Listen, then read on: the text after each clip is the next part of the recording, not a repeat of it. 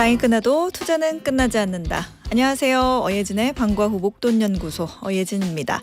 12월 11일 목요일 코스피 지수 0.59% 내린 4110.62로 장 마무리했습니다. 오늘 새벽 미국에서는 FOMC가 기준금리를 0.25%포인트 인하했죠. 미증시는 모두 상승 마감했는데요. 우리 시장에서는 향후 미국 통화정책 기조가 좀 신중해질 거란 평가를 했고 기관 매도세 더해지면서 시장 약보합으로 움직였습니다. 이런 가운데 한국거래소가 SK하이닉스와 SK스퀘어를 주가 급등에 따른 투자 경고 종목으로 지정을 했죠. 각각 3에서 5%대 하락하는 모습을 보였습니다. 코스닥 지수는 어제와 거의 변동이 없었네요. 0.04% 내린 934.64에 거래를 마무리했습니다. 달러원 환율 오늘 2원 60전 오른 1,474원에 장 마무리했습니다. 지금 이곳 목동의 기온은요 6.8도입니다. 어예진의 방과후 목돈연구소 시작합니다. 어예진의 방과후 목돈연구소 첫 곡 원더걸스의 Be My Baby 띄워드렸습니다. 조희선님, 오 소장님 어방목에도 트리가 등장했네요. 아, 이 트리요 그 앞 방송에서 놓고 가셨어요. 뭐 이렇게 쓰는 거죠. 나눠 쓰는 거죠. 그 말인즉슨 이제 더 추워질 일만 남았다는 건데 하시면서 추위 쫄보인 저는 겨울이 너무 힘들어요. 주말에 또 눈이 많이 올 거라는데 따뜻한 나라로 도망가고 싶네요. 그죠? 자꾸 추워지면 이런 생각이 드는데요. 생각을 바꿔야 됩니다. 겨울이 춥죠 뭐. 겨울이 따뜻하면 이 지구 온난화가 심각해지고 있다는 거예요. 그래서 겨울은 추워야 됩니다. 네. 근데 또 주말에 눈이 많이 온대요. 지난주 금요일에 눈 많이 왔잖아요. 차도 많이 막히고 어머님들은 아시겠지만 아이들 밖에서 눈싸움 하느라고 벌 섰잖아요. 우리. 네. 이번 주말에도 또 벌 서게 생겼네요. 박지민님, 안녕하세요. 이번 주도 엄마 병간호하고 새벽에 일상으로 복귀했습니다. 매주 너무 힘들지만 그래도 엄마가 조금씩 좋아지고 있어서 희망을 품어요. 못 들은 건 다시 듣게 할게요. 경제 이야기 싫어하는데 어방목 들으면 알맹이만 쏙 잘 이해해야 하고 기억하기 쉬워서 좋아요. 아이고 힘드시겠다. 저도 아버지 병간호 일주일에 이틀씩 밤새가면서 방송하면서 했었거든요. 그런데 위로가 될지 모르겠지만 나중에 좀 시간이 지나고 나서요. 그때 최선을 다한 게 후회가 안 남더라고요. 지금 최선을 다해서 어머니 병 간호해드리면 조금 힘드시겠지만 어머니도 그 정성을 알고 힘 더 내시고요. 아마 더 건강해지시지 않을까 그렇게 생각합니다. 저도 응원 보탤게요. 월요일부터 금요일까지 오후 4시에 문 여는 SBS 라디오 어예진의 방과후 목돈연구소입니다. 무료로 SBS 라디오 들을 수 있는 어플 코릴라 그리고 유튜브 채널 시교라로 함께 하실 수 있습니다. 저와 소통 원하시는 분들은 단문 50원, 장문 100원의 유료 문자 샵 1035나 무료 어플 고릴라로 보내주세요. 소개도 해드리고요. 추첨해서 커피 쿠폰 보내드리겠습니다. 오늘 1교시는 키워드로 한 주간의 경제 소식 훑어보는 시간이죠. 주간 키워드 2교시는 창업 스토리부터 성공 노하우 까지 꼬리에 꼬리를 무는 브랜드 이야기 꼬꼬부와 함께합니다.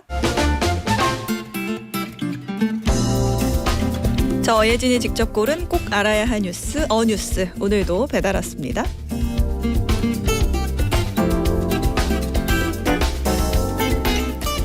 한참 도로를 달리고 있는데 경찰이 차를 세웁니다. 그리고 내 영어 실력을 테스트하더니 억양도 콩글리시고 영어가 매끄럽지 않다는 이유로 그 자리에서 면허를 정지하네요. 듣기만 해도 황당한 일이죠. 그런데 이런 일이 지금 미국 도로 위에서 실제로 벌어지고 있습니다. 경찰이 화물 트럭을 불심 검문하고 즉석에서 영어 능력을 주관적으로 판단해 운행 정지 명령을 내리는 겁니다. 예전엔 벌금 정도였는데 트럼프 행정부가 규정을 바꾸면서 상황이 완전히 뒤집혔죠. 몇 달 만에 10,000명 가까운 운전사들이 도로에서 쫓겨났습니다. 문제는 단속 대상 대부분이 영어가 모국어가 아닌 이민자들이라는 겁니다. 미국 트럭 운전사의 20%가 이민자인데 벌써 수많은 베테랑들이 이렇게 핸들을 내려놨습니다. 미국 정부가 내세우는 논리는 안전입니다. 수십 톤짜리 거대한 트럭이 고속도로를 달리면서 표지판도 제대로 못 읽고 소통도 안 되면 위험하다는 거죠. 실제로 과거 그런 일로 대형 사고가 발생한 적도 있었거든요. 국민의 안전을 위해선 기본적인 소통 능력이 필수라는 말, 틀린 말은 아닙니다. 하지만 또 다른 문제가 생깁니다. 공급망의 문제인데요. 미국은 땅이 넓어서 항구에서 마트까지 화물이 이동하는데 며칠에서 길게는 몇 주가 걸립니다. 이걸 움직이는 게 트럭이고요. 이미 단속 강화로 운전자 수가 급감했고 일부 단속이 심한 지역은 운송 자체를 꺼리는 분위기까지 생겼습니다. 사람 구하기가 매우 어려워진 건데요. 이렇게 되면 운송비가 오르고 결국 트럭 타고 도착하는 모든 물건의 가격이 더 오르게 됩니다. 공급망 말단에서 균열이 나는 셈이죠. 이 뉴스를 통해 우리는 이런 생각을 해볼 수 있을 것 같습니다. 이러다 미국이 자기 발등을 찍는 건 아닐까. 그리고 하나 더. 영어 공부 열심히 하라고 잔소리하시던 엄마 말씀이 틀린 거 하나 없구나 하는 생각도요.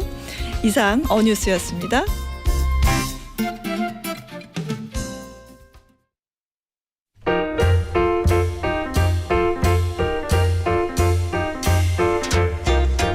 한 주 동안 세간의 이목을 끌었던 키워드로 경제를 맛깔나게 말아드리는 주간 키워드. 오늘도 한국경제신문 임현우 기자와 함께합니다. 어서 오세요. 네, 안녕하세요. 네, 임현우 기자님이 알려주셨어요. 이 틀이 우리 거라고. 우리 거랍니다. 네. 자, 이번 주 첫 번째 키워드 한번 알아볼까요? 네, 첫 번째 키워드는 이전 상장입니다. 이전 상장. 코스닥 그 시가총액 1위 기업이죠. 알테오젠이 코스피로 이전 상장 결정했다라는 뉴스 있었죠? 네, 지난 월요일에 열린 알테오젠 임시주주총회에서 이전 상장 안건이 통과됐습니다. 참석 주주의 98%가 찬성했고요. 이 알테오젠은 하반기 들어서 코스피로 이사가겠다는 계획을 공식화하고 주관사를 선정하는 등등 여러 준비를 진행해왔습니다. 이 내년 중에 코스닥 시장에서 상장 폐지되고 유가증권 시장으로 자리를 옮겨서 거래될 예정입니다. 자, 오늘 시가총액을 유지한다고 가정하면 코스피 시총 순위 한 30위는 안에 들어갈 것으로 예상됩니다. 이게 코스닥 상장사들이 회사 몸집을 좀 키우면 코스피로 뭐 외국이나 기관 같은 그런 안정적인 자금 확보 차원에서 코스피로 이동하는 경우가 좀 있죠. 여기도 시총 1위다 보니까 이제는 좀 메이저리그로 올라가겠다 이렇게 생각하면 되는 거예요? 네, 맞습니다. 뭐 좀 큰 물에서 놀겠다 이제 이건데요. 알테오젠 CEO의 설명도 비슷합니다. 코스닥은 개인 투자자 위주 시장이고 하루에도 급등락이 심하고 실적이 좋아도 시장 왜곡 때문에 정확한 가치 평가가 어렵다고 했는데요. 알테오젠은 안정적인 실적 구간에 들어섰기 때문에 예측 가능한 평가를 받을 수 있는 코스피가 더 적합하다고 봤다라고 설명하고 있습니다. 자, 알테오젠도 소액 주주가 70%의 주식을 갖고 있고 대주주 지분을 빼면 외국인과 기관은 좀 미미한 편입니다. 코스피에는 외국인과 기관이 비중이 큰 데다가 코스피 200 지수를 추종하는 투자금 규모가 33조 원에 달합니다. 이 지수에 종목이 편입되면 기계적으로 매수를 하는 대상이 돼서 수급 측면에서 좀 많이 유리하고요. 주가 상승을 기대한다고 보면 되겠습니다. 코스피 200에도 편입될 가능성도 높고 그러니까 뭐 코스닥 바이오 같은 거는 아무래도 공매도 타깃도 많이 되고 그런 리스크에도 벗어나고 이제 기업 입장에서 볼 때는 호재인데 시장 전체로 코스닥 시장 전체로 보면은 이제 2군 경기에서 에이스가 나가버리는 거니까 네. 그 경기 보러 오는 관중들도 줄어드는 셈이어서 여파가 좀 클 수밖에 없겠는데요. 네, 알테오젠 시가총액이 코스닥 전체 시총의 5%나 됩니다. 그만큼이 줄어들게 되는데요. 이러면 코스닥 지수 1000을 넘었으면 좋겠다. 1000스닥 갔으면 좋겠다는 기대가 좀 큰데 늦춰질 수밖에 없다는 전망이 나오고 있습니다. 더구나 1등이 빠지면 다음 대장주가 될 종목이 시가총액 2위 에코프로비엠인데요. 네. 여기도 코스피 이전 상장 재추진설이 나오고 있습니다. 그러게요. 이 회사는 작년 주주총회에서 이전 상장 의결하고 한국거래소에 예비심사 신청까지 했다가 올해 초에 철회를 했습니다. 전기차 업황이 안 좋았기 때문인데 최근에는 업황이 정상화된다는 기대가 높아져서 다시 이전 상장 도전할 수 있다는 얘기 나오고 있습니다. 에코프로비엠은 코스닥 시총에서 3%를 차지하기 때문에 1등, 2등 다 빠지면 8%가 줄어드는 거죠.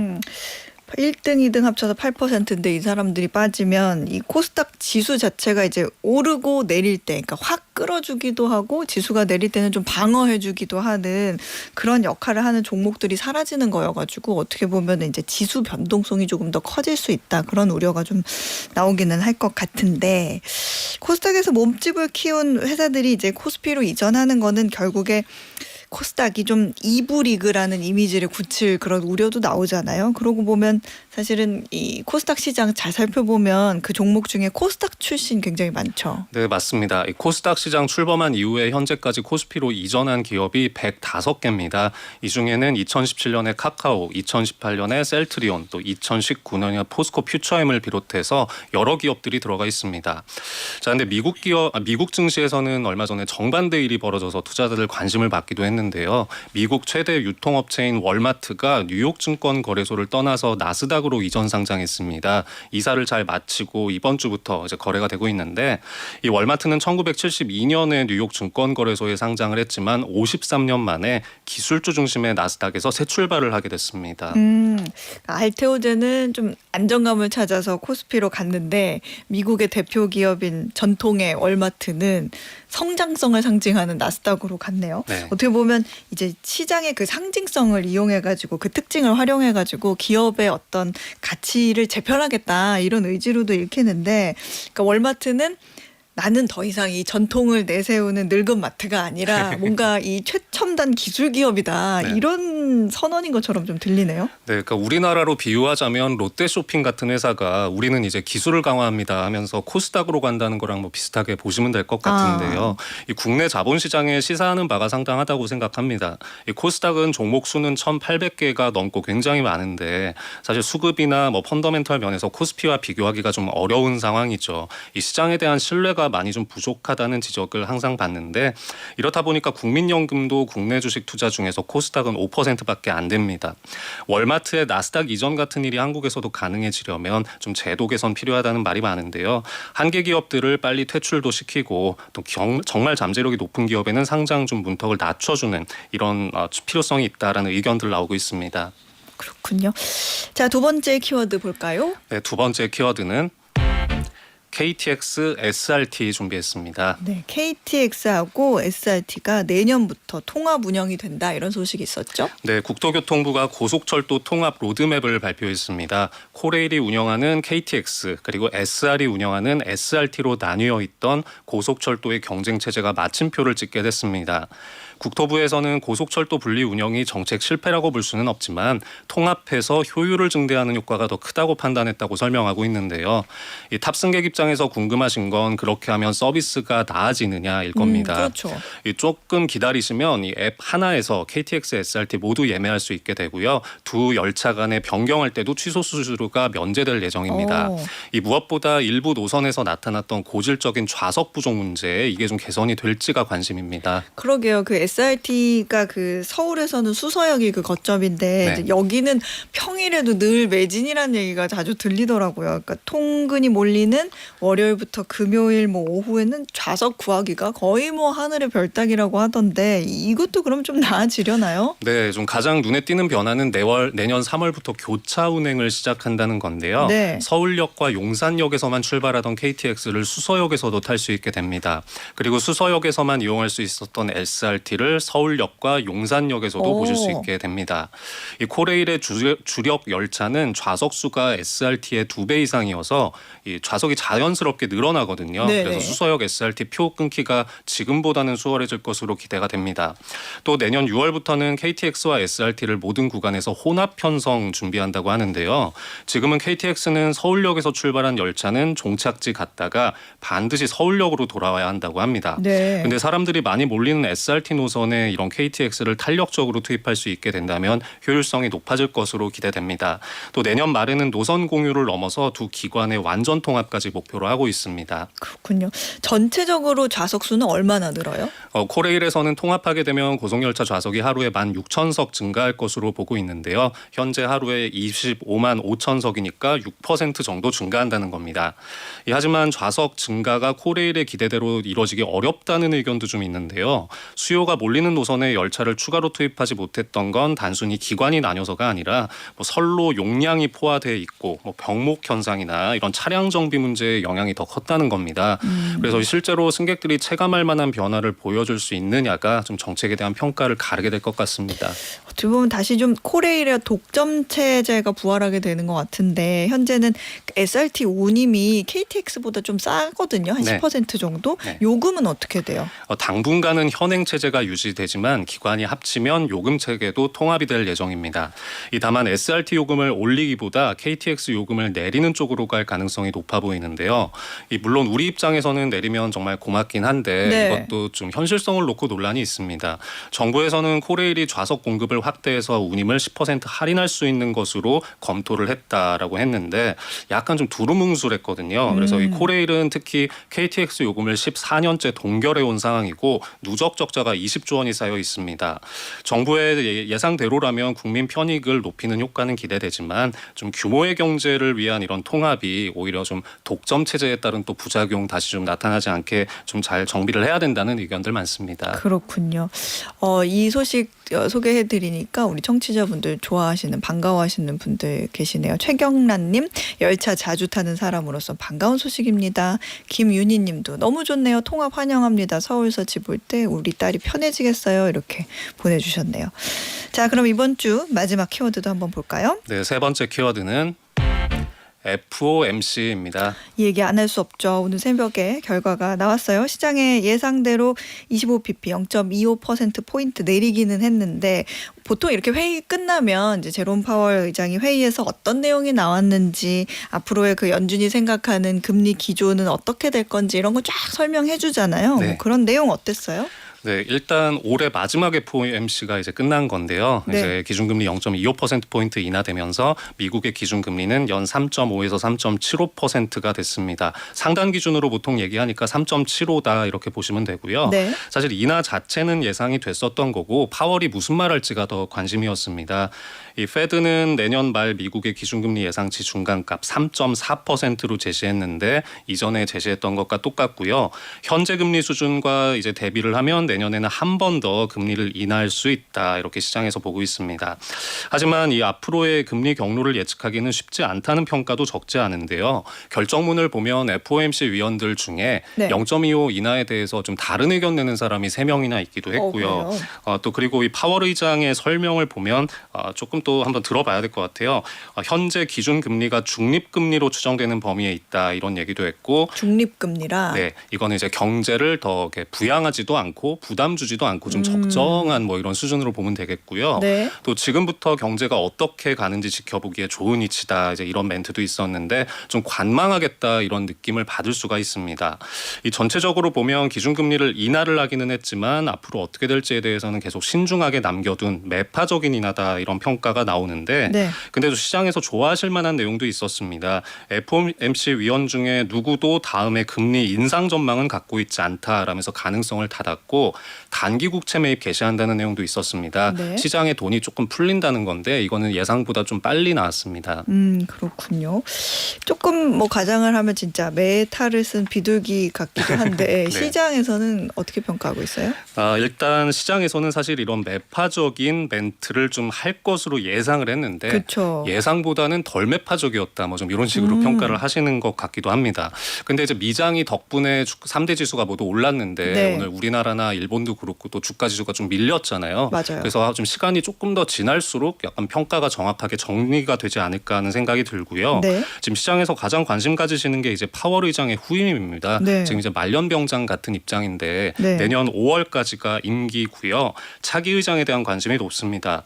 백악관의 캐비넷 국가경제위원회 위원장 이 사람이 가장 유력하게 거론이 되고 본인도 뭐 그렇게 생각을 좀 하는 것 같은데 그러니까 이게 그 백악관에서 나온 네. 얘기잖아요. 그렇죠. 그러니까 5월에 임기가 끝나면 후임으로 이 얘기가 계속 나오고 있는데 뭐 면접을 봤다, 네. 뭐 한 명 더 보기는 했다, 뭐 이런 얘기 계속 나오는데 연준의 독립성 우려 얘기가 좀 나오긴 하겠어요. 네, 사실 해시시라는 인물이 트럼프의 의중을 잘 반영하는 사람으로 분류가 많이 됩니다. 네. 그래서 이 의장이 교체된 이후에는 더 공격적으로 금리 인하할 수 있다. 여기에 대해서 전망이 상당히 많고, 근데 이제 독립성 문제에 대해서도 우려가 워낙 많다 보니까 좀 본인이 이런 이야기도 했더라고요.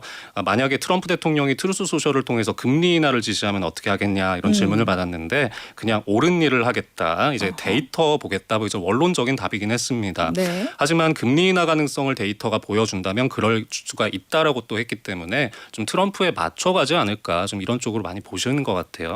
결국에는 궁금한 거 우리나라 한국은행의 기준금리는 어떻게 될까인데 시장에서는 어떻게 봐요?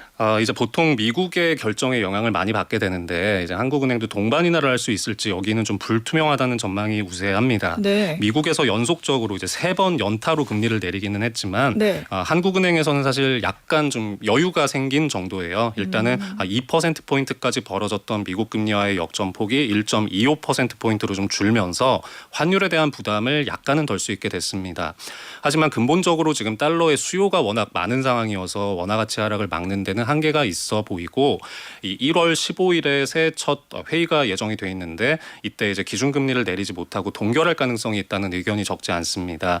가장 중요한 건 또 집값인데요. 주택 네. 상황이 크게 안 변한다면 부동산을 자극할 수 있다는 리스크를 감수하면서까지 금리를 낮추겠느냐 이거는 조금 회의적이고 그래서 이 집값과 환율이 안정도되고 내년 경기 회복세가 그렇게 너무 약하진 않을 때 요럴 때 좀 금리 인하를 재개하지 않을까 이런 예상이 많이 나오고 있습니다. 그렇군요. 네, 지금까지 한국경제신문 임현우 기자였습니다. 고맙습니다. 네, 감사합니다. 네, 저희는 조이의 안녕 듣고 2교시로 돌아올게요. 매주 월요일부터 금요일 오후 4시부터 5시까지 경제에 관한 모든 것을 충전하는 시간입니다. SBS 라디오 어예진의 방과후 목돈연구소와 함께하고 계십니다. 유튜브로 김태선님께서 정보도 좋고 MC분도 매력적이고 그래요? 그래요? 감사합니다. 노래도 좋다 이렇게 보내주셨네요. 감사합니다. 차양호님 처음 인사드립니다. 오 반갑습니다. 처가에 혼자 놀러와서 이야 사위분께서 처가에 혼자 놀러가서 여기서부터 이제 박수 쳐드려야 되는데 장모님과 함께 듣고 있어요. 장모님은 안방에서 폰으로 저는 거실 안마의자에서 폰으로 듣고 있습니다. 오병옥 여사님 우리 앞으로도 친하게 지내요. 오병옥 여사님은 저희 장모님입니다 하고 귀여운 사위의 문자를 이렇게 보내주셨네요. 장모님도 우리 사위분도 너무 지식인 인텔인데요. 이 우리 방송을 듣는다는 거는 인텔입니다. 여러분.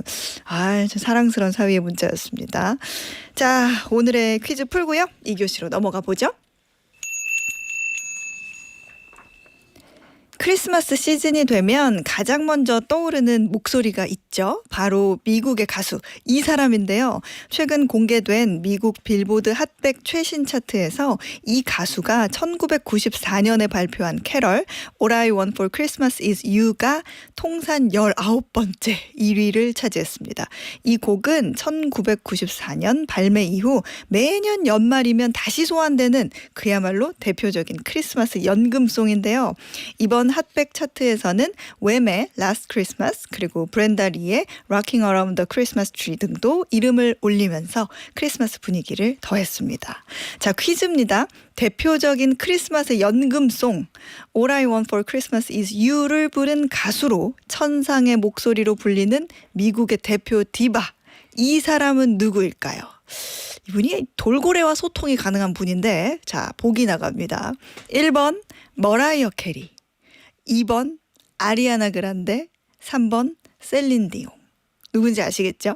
정답 아시는 분들은 단문 50원, 장문 100원의 유료 문자 샵 1035나 무료 어플 고릴라로 보내주세요. 당첨되신 분들 중에 추첨해서 편의점 상품권 보내드리겠습니다.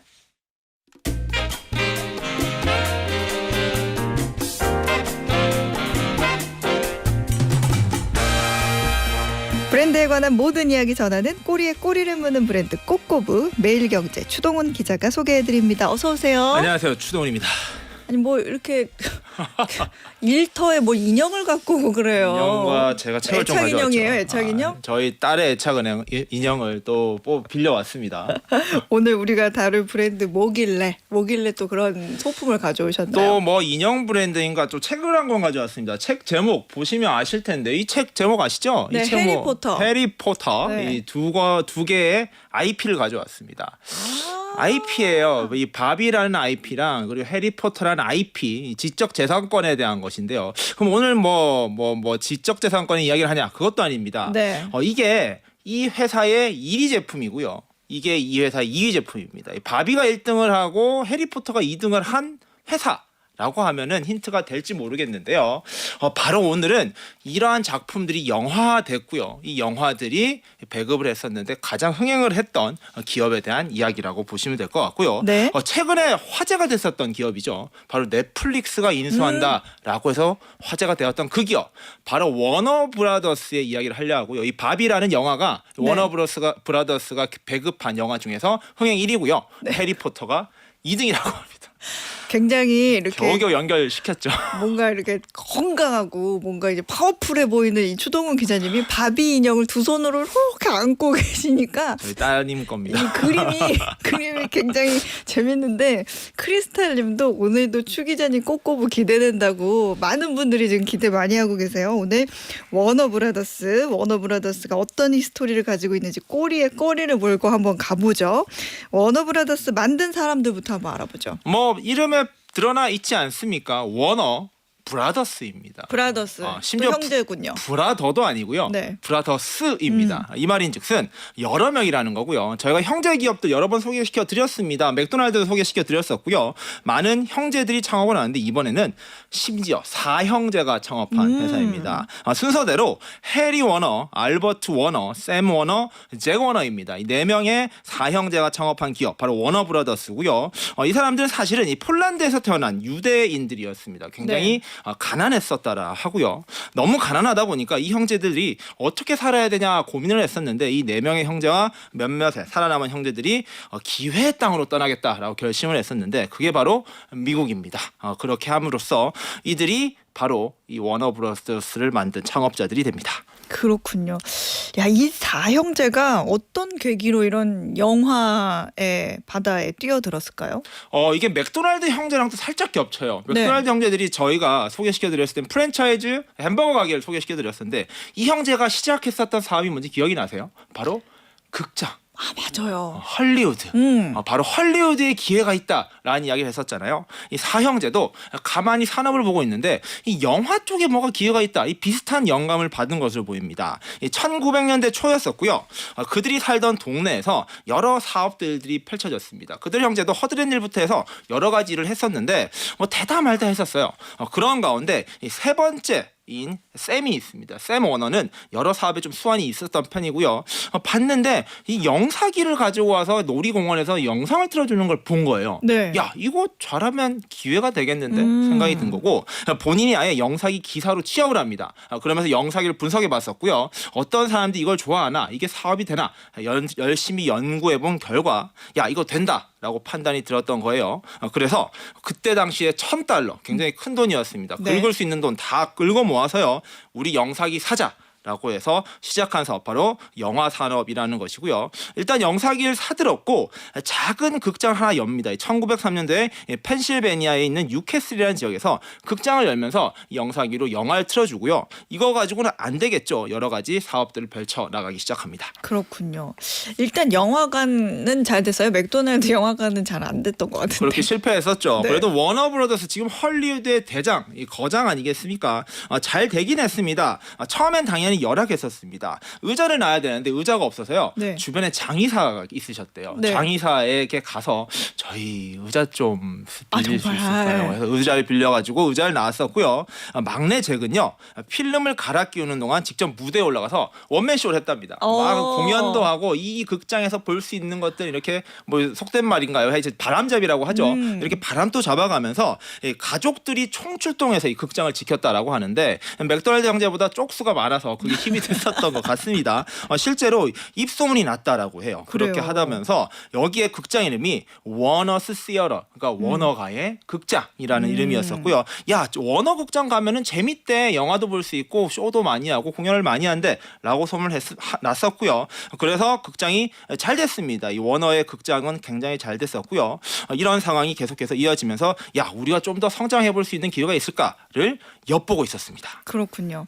근데 라이벌도 있었을 것 같은데 최대의 라이벌로 등장한 인물이 우리가 아는 인물이라던데? 그렇죠. 뭐 언뜻 생각하면 뭐 디즈니인가? 뭐 다른 사람인가? 이런 생각이 들 것 같은데 네. 그게 아닙니다. 굉장히 놀라운 인물이 등장하는데요. 의외의 인물인가 보다. 바로 이 발명왕 토마스 에디슨이 등장합니다. 어? 사실 에디슨은요 싸움꾼이긴 해요. 이 직류교류 전쟁으로 테슬라랑 싸웠던 것도 굉장히 유명한 스토리인데 이 사람이 어딜 가도요 자신의 특허 바로 이 패턴트에 대한 집착이 굉장히 강했다라고 합니다. 네. 모든 걸 발명했던 발명왕이다 보니까요.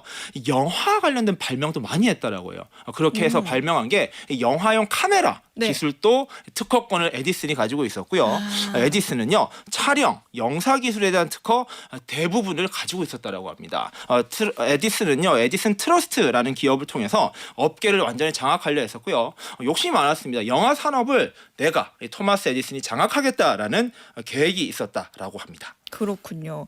그런 에디슨의 어떤 특허 공격, 뭐 독점의 공격 이런 거는 그래도 어떻게 돌파를 했었어야 되는데 어떤 방식으로 돌파했어요? 그러니까 이게 언제 어디서나 이 쪽수가 힘이라는 거는 통하는 것 같습니다.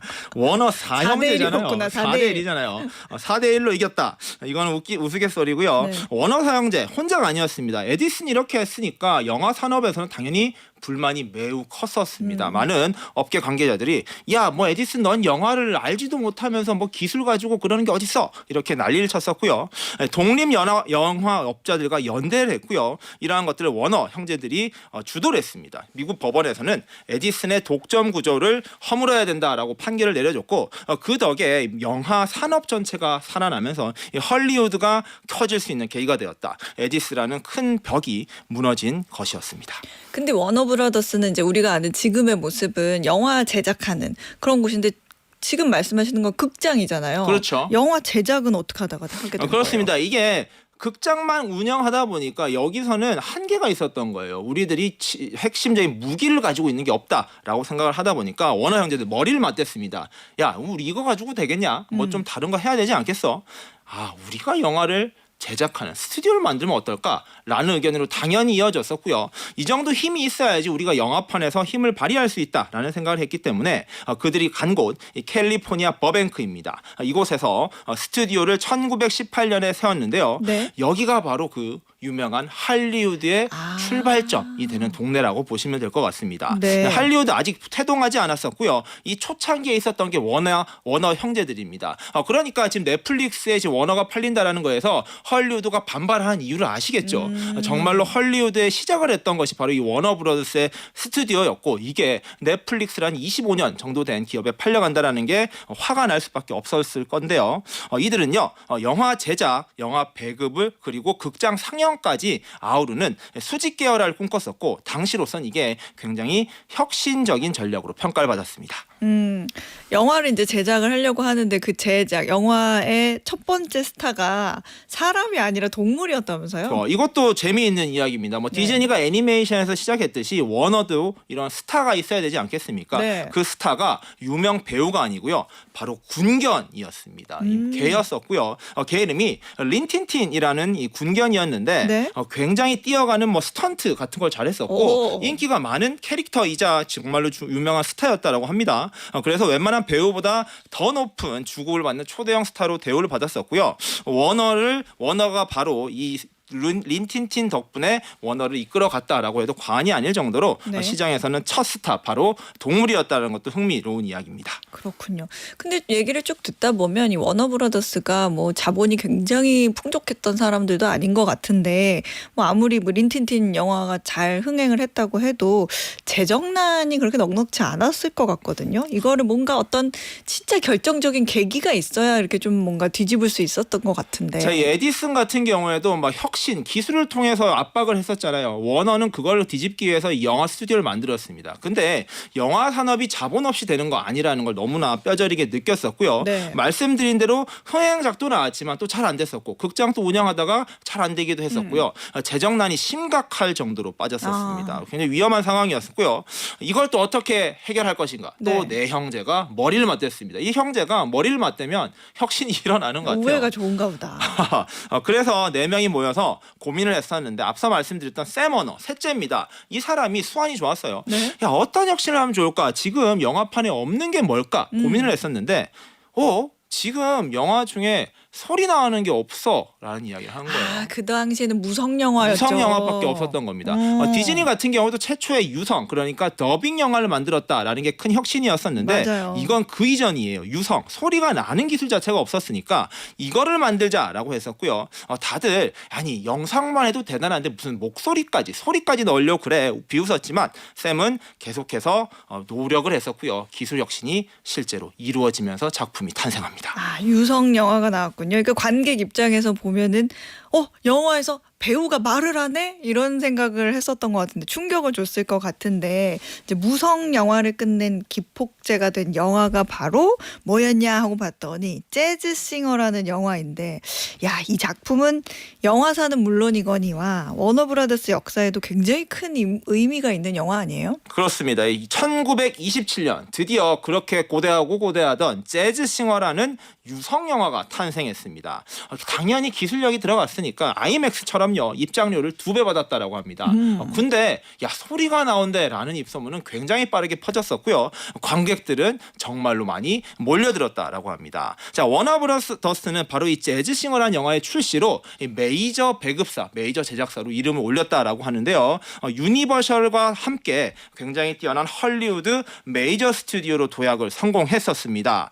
그런데 샘 워너 같은 경우에도 이런 말을 했었어요. 사람을 내면 혁신이 필요하다. 남들보다 먼저 가야 된다라는 이야기를 했었고 샘 워너의 혁신 전략은 성공적으로 가는 것처럼 보였습니다. 근데 이 혁신 뒤에 또 숨은 비극적인 이야기가 있다고요? 네, 제가 앞서 그런 데를 실수로 먼저 말했는데 네. 이 사고가 발생합니다. 재즈싱어 시사회를 하루 앞두고 있었는데요. 말씀드린 재즈싱어 유성 영화를 만들어야 된다라고 주장했고 이를 주도했었던 장본인 샘 워너가 뇌출혈로 세상을 떠나버렸습니다. 사실 워너브라더스를 실질적으로 이끌어왔던 게 샘 워너였었거든요. 네. 그의 사망은 시장에서 큰 충격으로 받아들여졌었고요. 워너사에서도 가장 슬픈 장면 그리고 아쉬웠던 상황이다라고 이야기를 했습니다. 그렇군요.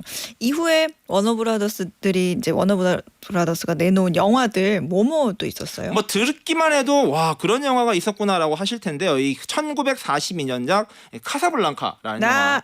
당신의 눈동자의 건배. 이거 그 그쵸. 흑백 영화죠. 그 영화 아시죠? 대사는 압니다. 네.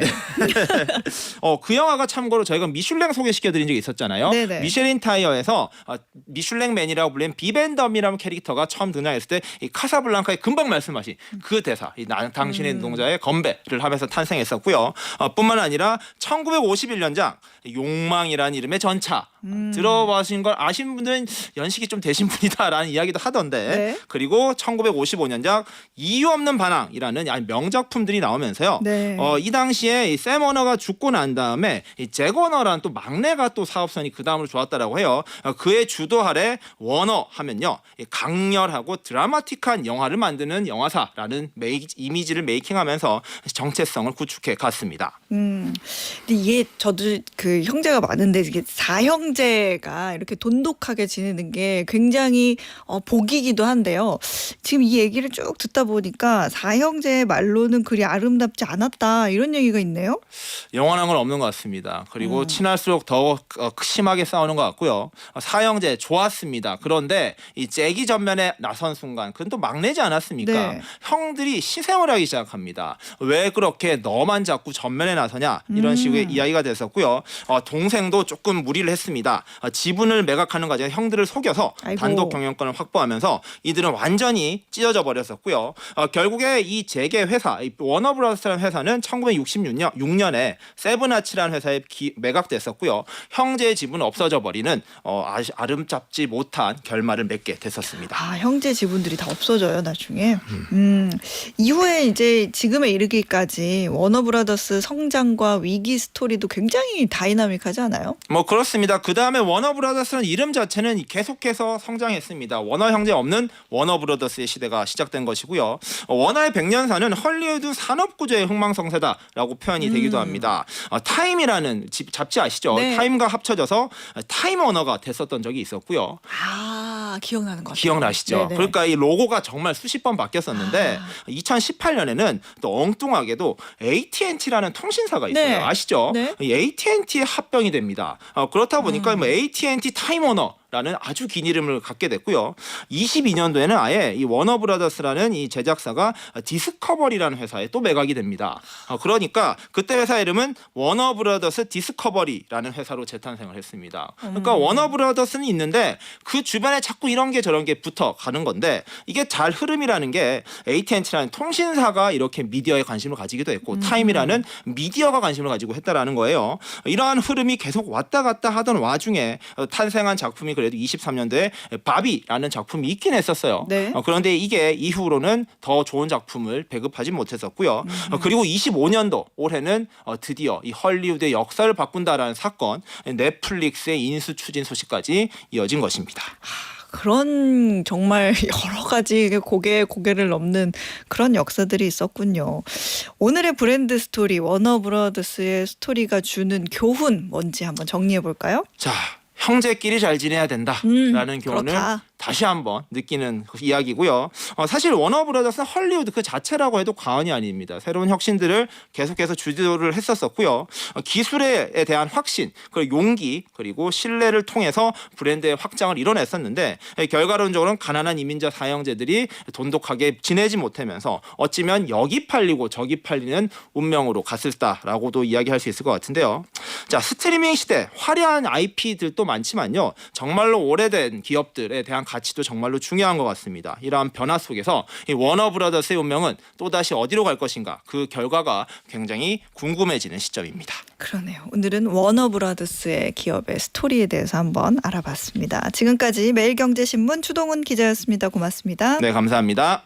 네, 퀴즈 정답 확인해 보겠습니다. 오늘 퀴즈에서는 올해도 크리스마스를 앞두고 빌보드 핫백 최신 차트에서 1위를 차지한 캐럴 All I Want for Christmas is You를 부른 가수가 누군지 여쭤봤는데요.